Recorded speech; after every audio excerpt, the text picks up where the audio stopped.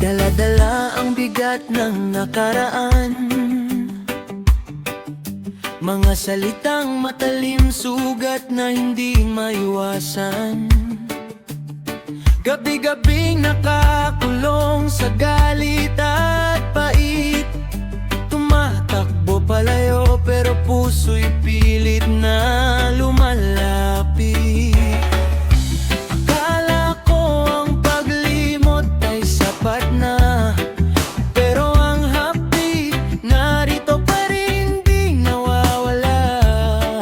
Hanggang sa napagtanto, kailangan ng bitawan ang tali ng kahapon na nagiging hadlang sa daan.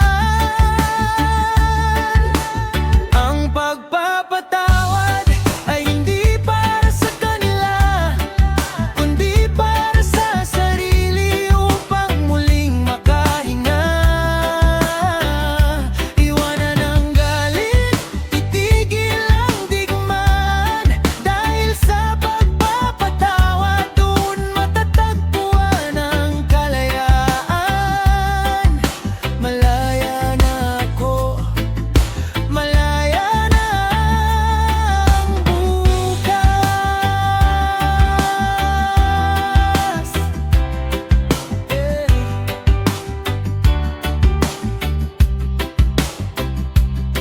Hindi kailangang kalimutan ang lahat ng nangyari, ngunit hindi napapayagang ang sakit ang maghari.